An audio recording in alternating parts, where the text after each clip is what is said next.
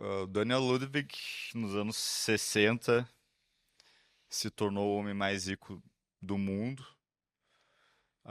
Ele fez fortuna com os superpetroleiros, então ele atuava no setor de navegação e ele era um grande concorrente dos gregos, especialmente do Aristóteles Onassis.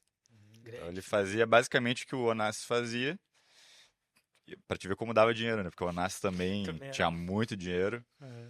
O outro grego lá, que o nome é muito esquisito, mas era tão grande quanto o Onassis também, ganhava muito dinheiro.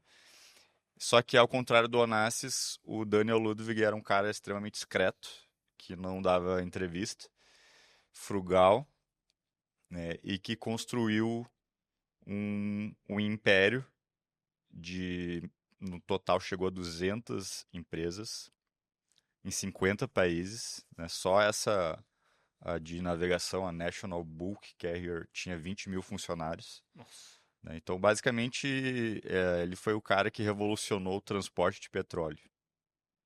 Entendeu? E aí, juntamente, né, daí tinha essa disputa.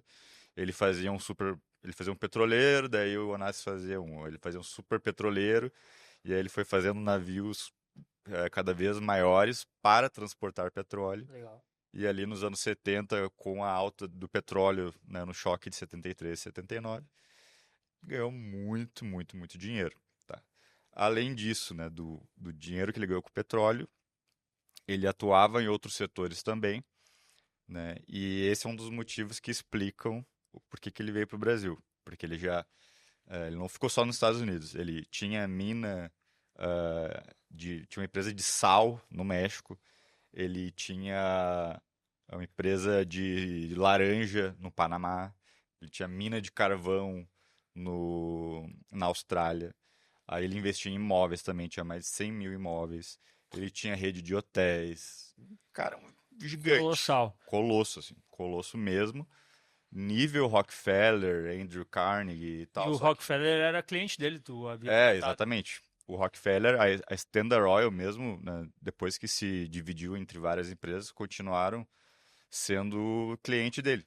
Hum. Ele fazia o transporte para as empresas do Rockefeller, né? Ah, Inclusive de uma forma muito inteligente, né? Porque esse é um setor, que nem a gente falou do episódio do Mark Rich, que tu precisa de crédito, né? E a forma que ele conseguia crédito para construir esses navios era dando em garantia os contratos que ele fechava com a Standard Oil. Né? Então, se tu chega no banco e fala, eu tenho um contrato de 10 anos para fornecer, para prestar serviço para a Standard Oil, que é a maior petroleira do mundo. apenas, né? Ó, eu tenho um cliente aqui. Essa é a melhor garantia A que tu pode garantia ter. Sim. de petróleo, em cima, baseado no petróleo, na década de 60 e 70. Acabou. Exato.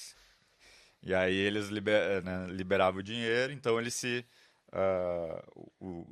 especializou nesse setor né, de navegação, de estaleiro, né? Inclusive, ah, ele os estaleiros na Europa e no Japão, tudo, ele tinha uma expertise muito grande sobre isso, especialmente no Japão, né? Tô falando isso porque mais pra frente na história vocês vão entender. Uhum. Mas enfim, esse era o tamanho da fortuna do cara, da importância, né? E só que, novamente, né, não aparecia tanto, não era um Rockefeller, nem um JP Morgan e tal, Carnegie. Carnegie, e muito menos o Onassis, que o Onassis Que- era mais espalhafatoso, né? O nice que a gente tem um Extravagante. vídeo também, pessoal. Que ficou bem legal. Muito. Adorei fazer esse vídeo. E ficou Porque o cara, maravilhoso. esse viveu. Embora teve uma história bem triste, né? Assim, Sim. a família tem uma história muito triste. Muito triste. Mas enfim, eh, cobri tudo do Daniel. Acho que sim. É, Na minha opinião, sim. fica à vontade para testar. É, e acho só um ponto pra deixar bem pontuado que ele realmente, tu já falou isso, mas ele chegou a ser o homem mais rico do mundo. Ele era o homem Isso aí. mais rico. Segundo a imprensa da época, nacional e internacional, né? Então, assim, óbvio que não era, era mais difícil de calcular, Sim. ainda a Forbes ainda não tinha a lista e tal, mas era assim, sempre falava, é o mais rico do mundo, ou o mais rico dos Estados Unidos, ou um dos mais ricos do mundo, mas sempre top 3. Tá? Sim.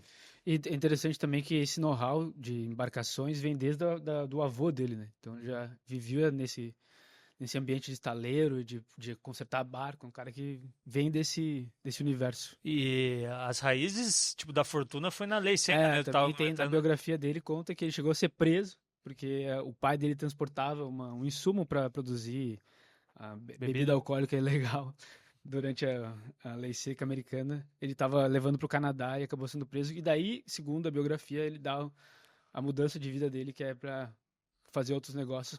Vai legalizar os negócios. Transportar outro tipo de coisa. É excelente biografia, inclusive, e o título é muito bom, né? O Bilionário Invisível. E aí tem a biografia, e quem não quiser ler toda a biografia, tem um episódio do Founders, que daí é de 1 hora, sobre o Daniel Ludwig. Vamos deixar na descrição. Não, a gente vai deixar no nosso documento que a gente está É. disponibilizando agora. É verdade. Tudo isso Todas vai as ter. fontes, Exato. todos os acervos, porque a gente foi nas notícias da época do O Globo, do Estadão, do Jornal do Brasil. E especialmente ali entre 80 e 82 tem muita coisa. Mas daí daqui a pouco a gente fala o porquê. Isso vai estar nos arquivos aí, pessoal. A gente está disponibilizando, era um pedido de vocês, então todo mundo vai receber. Isso, perfeito. Se você gostou desse conteúdo, siga o nosso canal de cortes oficial para mais vídeos como esse.